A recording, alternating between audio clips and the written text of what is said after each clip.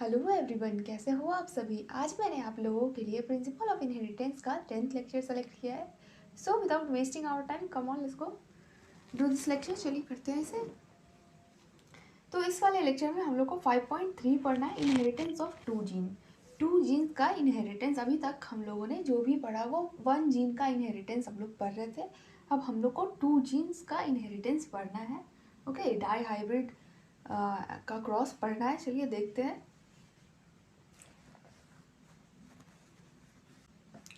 तो मेंडल ने जैसे पी पे एक्सपेरिमेंट किया था, वैसे ही उन्होंने दो कैरेक्टर्स लेकर, ओके,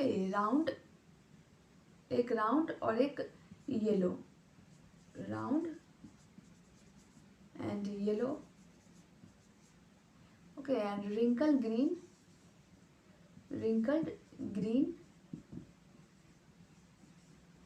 इस टाइप के दो कलर एंड दो कैरेक्टर्स लेके उन्होंने क्रॉस किया था।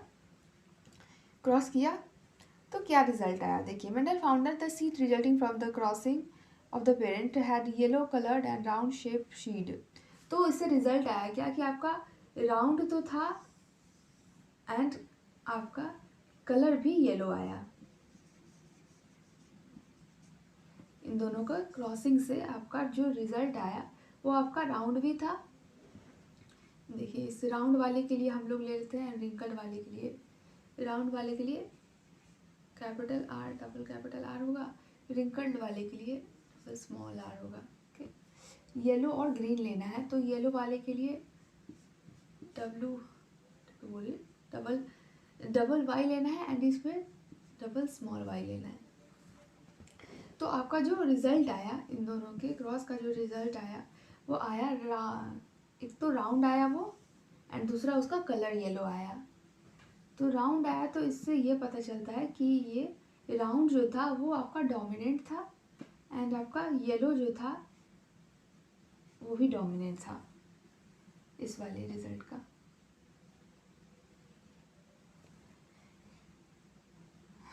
चलिए इसे देखते हैं। अब आप समझ गए होंगे कि ये जो है आपका ये रिजल्ट आया। Mendel found that seed resulting from the crossing had yellow colored round seed shape. देखिए आप, thus the yellow color was dominant over green and round shape dominant over wrinkled। जो मैंने अभी आपको बताया कि येलो कलर जो है वो डोमिनेंट है एंड राउंड जो है वो डोमिनेंट है रिंकल्ड के over. These results were identical to those that he got when he made separate monohybrid crosses। तो ये जो आपका रिजल्ट था वो आइडेंटिकल ही है ना। जब उन्होंने सेपरेट क्रॉस किया था तो भी यही रिजल्ट आ रहा था कि येलो वाला आपका डोमिनेंट आ जा रहा था एंड राउंड वाला आपका डोमिनेंट आ जा रहा था। तो इससे यही पता चला कि उन्होंने पहले जो सेपरेटली क्रॉस किया था, रिजल्ट्स जो है आपके आइडेंटिकल ही आए। Let us use the genotypic symbol Y for dominant yellow seed color and Y for recessive, Y for round and wrinkled shape. The genotype of the parent can then be written as, तो ये जो parent का genotype है जो मैंने लिख ही दिया है यहाँ पे आपका, एंड ये आपका अनदर पेरेंट का जीनोटाइप है। The cross between two plant can be written down in the figure. देखिए आपका क्रॉस का जो रिजल्ट है, क्रॉस का जो भी आपका रिजल्ट है वो फिगर 5.2 में आपको शो किया गया है। देखिए ध्यान से, इधर आपको दिख रहा होगा genotype, showing the genotype of the parent plant. जो आपका पेरेंट प्लांट का जीनोटाइप शो कर रहा है एंड F1 का गैमेट्स का भी शो कर रहा है। The gamete RY and RY unite on fertilisation to produce hybrid, जो कि ये आपका हाइब्रिड है, देख सकते हैं।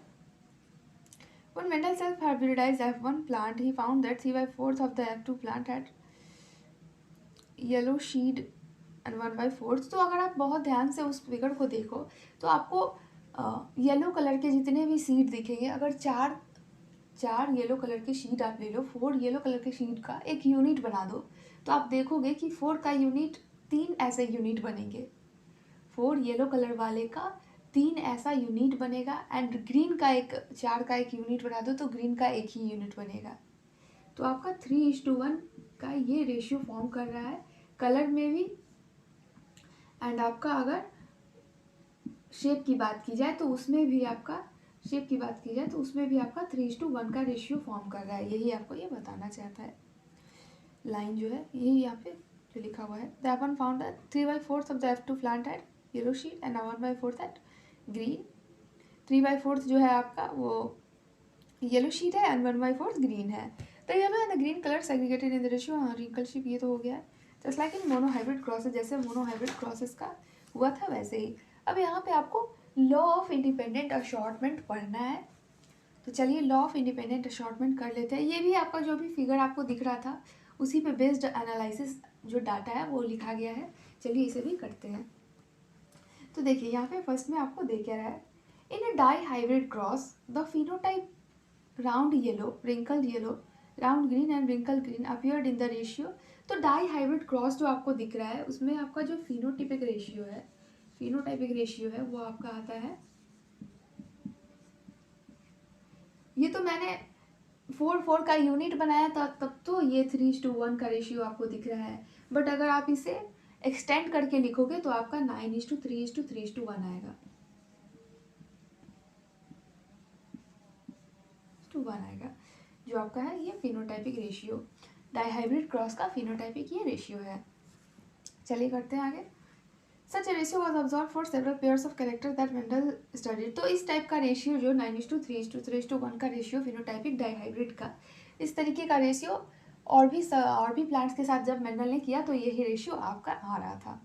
The ratio of the 9:3 can be derived as a combination of 3 yellow green, जो कि आपका 3 येलो ग्रीन है, येलो ग्रीन, यहाँ पे थोड़ा सा इरेज कर देती हूँ या यहाँ पे कर देती हूँ। देखिए 3 आपका येलो ग्रीन है,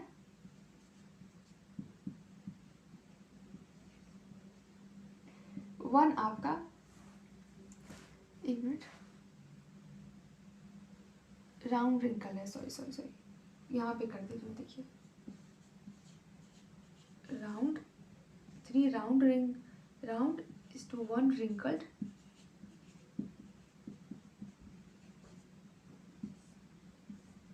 3 येलो ग्रीन, 1 ग्रीन। तो आपका रिजल्ट क्या आएगा, तो 3 राउंड एंड 3 येलो, तो 3 3 या 9 round yellow, okay, wrinkled yellow. उसके बाद आपका आएगा 3 रिंकल्ड येलो, यहाँ पे R से राउंड येलो, फिर आपका रिंकल्ड येलो, 3 रिंकल्ड येलो, फिर आपका आएगा 3 राउंड ग्रीन आएगा, 3 राउंड ग्रीन, एंड फिर आपका 1 रिंकल ग्रीन, लास्ट में आपका 1 रिंकल ग्रीन आ जाएगा, ये 1 और ये 1 रिंकल ग्रीन।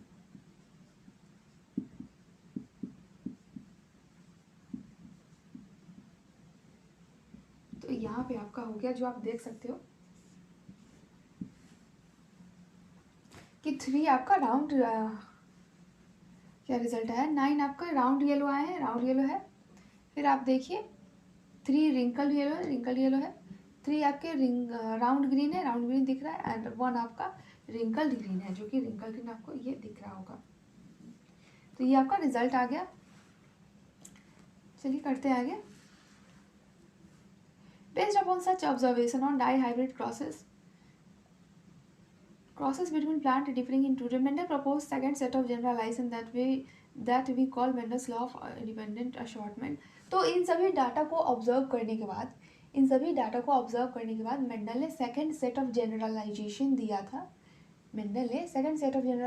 दिया, जिसे हम लोग लॉ ऑफ इंडिपेंडेंट असॉर्टमेंट बोलते हैं। ओके, जिसे हम लोग लॉ ऑफ इंडिपेंडेंट असॉर्टमेंट बोलते हैं।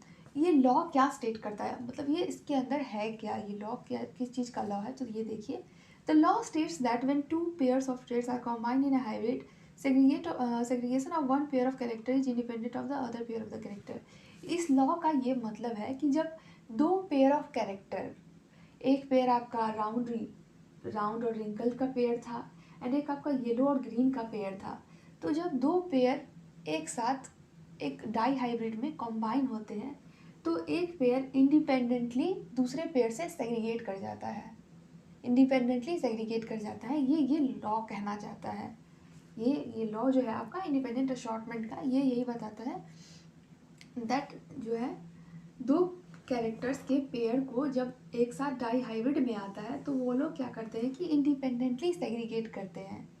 ओके, मतलब नहीं होता है कि कोई कहाँ है, इंडिपेंडेंटली एक दूसरे से सेग्रीगेट करते हैं, यानी अलग होते हैं। इसे थोड़ा इरेज कर दे रही हूँ। रात से सुबह हो गया है, वीडियो बनाते बनाते आप लोगों के लिए। चलिए आगे करते हैं। Punnett square can be effectively used to understand the independent segregation of the two pairs of genes during meiosis। तो जो भी आपने पनेट स्क्वायर में, पीछे वाले पनेट स्क्वायर में देखा, डाई हाइब्रिड क्रॉस का जो पनेट स्क्वायर देखा, उसमें जो भी हुआ उसका ये एक्सप्लेनेशन है। चलिए देखते हैं पनेट स्क्वायर। हाँ, यहाँ तक हम लोग पहुँच गए थे। Two pairs of genes during meiosis and the production of genes. तो हुआ क्या कि आपका जो वो लोग हुए, जो आर है और आपका वाई वाई है, ये आपका तो ये सभी जब इन दोनों का क्रॉस हुआ तो आपका रिजल्ट क्या आया कि हाइब्रिड आपका इस टाइप का फॉर्म किया। एक आपका कैपिटल आर, एक आपका स्मॉल आर, एक आपका कैपिटल वाई, एक स्मॉल वाई, ये आपका फर्स्ट हाइब्रिड फॉर्म किया।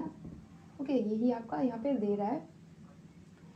That one, consider the segregation of one pair of genes R and R. 50% of gametes have R, gene R, and other 50 have। तो 50% gametes के पास अगर gamete बनते हैं तो 50% गैमेट के पास 50% गैमेट के पास ये वाला R होगा एंड 50% गैमेट के पास आपका ये वाला R होगा। एक मिनट पहले बना देती हूँ।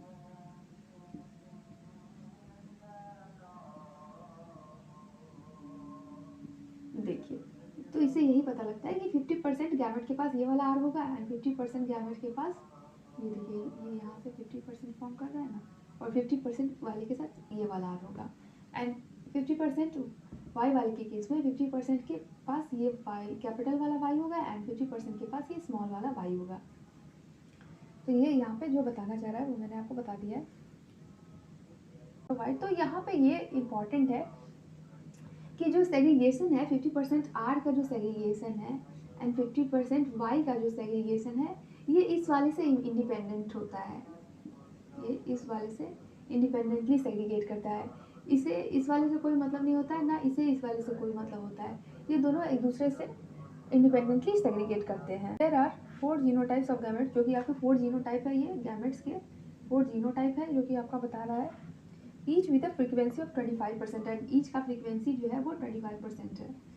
इसका इसका इसका एंड आपका इसका, each with a frequency of 25% of 1/4 of the total gamete produced. 1/4 ही है ना, जितने भी गैमेट प्रोड्यूस किए उसका 1/4 ही है ना। ये देखिए, ये जो हाफ है इसका 1/2, अगर आपको ये समझ में नहीं आ रहा है इतना 1/2, तो ये जो है आपका ये 1/4 ही हुआ ना, ये इसका 1/4 है। When you write down the 4 types of egg and pollen on the two sides of Punnett square, it is very easy to derive the composition of the zygote। तो अगर आप ये इसको लिखते हो राइट साइड में और लेफ्ट साइड में, जो कि आपको इधर दिख ही रहा होगा, जो फिगर में पिछले वाले फिगर में आपने देखा था वो उसे लिख कर के कम्प्लीटली बनाया ही गया है। चार्ट देखिए, भूल गया है। 4 types of, it is very easy to derive the composition of zygote that give rise to F2 plant. तो जो जायगोट का क्या कॉम्पोजिशन है वो हम लोग उसे लिख पाएंगे आसानी से।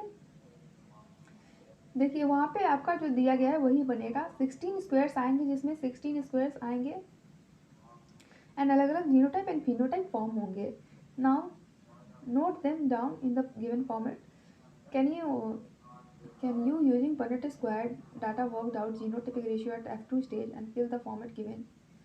तो आपसे बोल रहा है कि क्या आप जीनोटाइप का और फिनोटाइप का रेशियो भर सकते हैं यहाँ पे। तो फिनोटाइप का तो अब वहाँ पे दिया ही हुआ है, जो कि आपका 9:3:3:1 है एंड जीनोटाइप का रेशियो आप मुझे कमेंट करके बताना।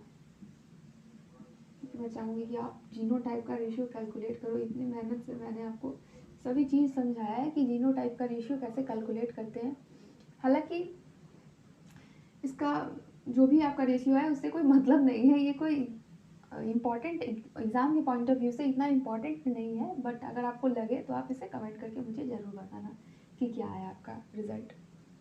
F2 में डाई हाइब्रिड के F2 जनरेशन में आपका जीनोटाइप का रिजल्ट क्या है वो मुझे बताना आप।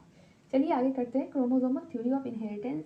Mendel published his work on inheritance of characters in 1865, but for several reasons it remain unrecognised till 1900।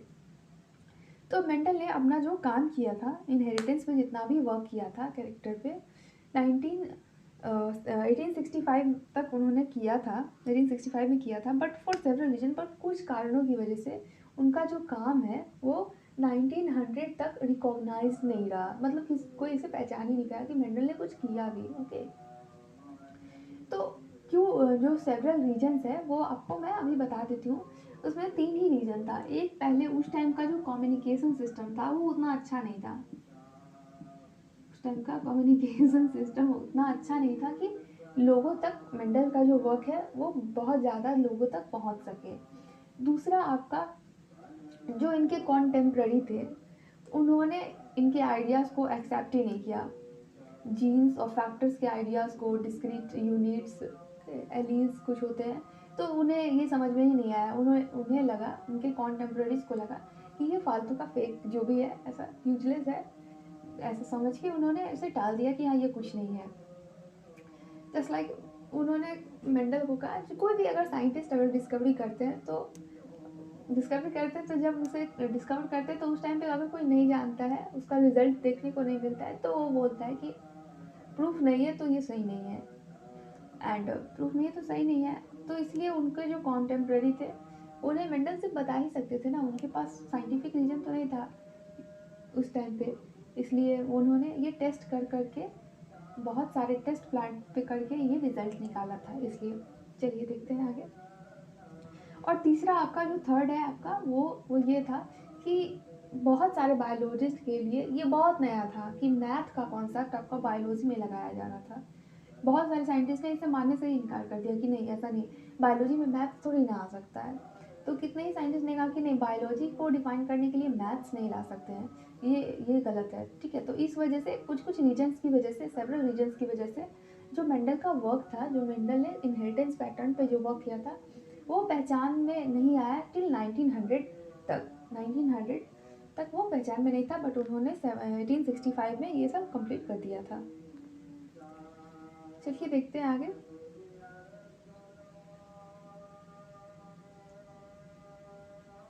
In 1900, 3 scientists D. Rice, Corenson von Schermak independently rediscovered Mendel's result on inheritance of characters. तो 1900 year आपका 1900 में 3 scientist जो थे, जिनका नाम आपका दिया गया है डी ब्राइस, कोरनसन, वॉन सचरमक, उन्होंने इंडिपेंडेंटली जो मेंडल ने वर्क किया था, जो मेंडल का रिजल्ट आया था, उसे रीडिस्कवर किया। जो मेंडल ने वर्क किया था, जो मेंडल ने डिस्कवर किया था, उसे इंडिपेंडेंटली रीडिस्कवर किया।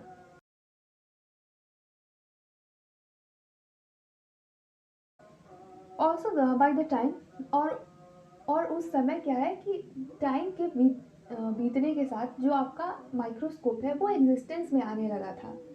माइक्रोस्कोप के आने की वजह से हम लोग साइंटिस्ट जो है वो देख पा रहे थे कि न्यूक्लियस के अंदर जो है, जो स्ट्रक्चर है वो कैसे वर्क कर रहा है।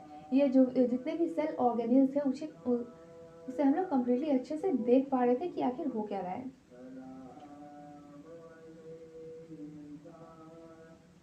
देखिए, also by the time advanced we were taking scientists were able to cell division. This led to the discovery of structure in the nucleus that appear to double and divide just before each cell division. तो इसकी वजह से हुआ क्या कि scientist लोग nucleus के अंदर देख पाए कि आखिर हो क्या रहा है अंदर में। उन्होंने एक देखा कि न्यूक्लियस के अंदर कोई एक स्ट्रक्चर है जो कि डबल होने के बाद सेल डिवीजन से जस्ट पहले डिवाइड हो जा रहा है। सेल डिवीजन से जस्ट पहले वो डिवाइड हो जा रहा है। उन्होंने ये चीज़ देखा माइक्रोस्कोप के through. This where called chromosome, तो उसे नाम दिया गया कि ये क्रोमोजोम्स है। colored bodies as they were visualized by staining. तो क्रोमोसोम क्यों कहा गया, क्योंकि वो कलर्ड बडीज थे एंड विजुअलाइज हम लोग उसे स्टेनिंग करने पे ही देख पा रहे थे, इसलिए उसका नाम क्रोमोसोम रखा गया उस स्ट्रक्चर का।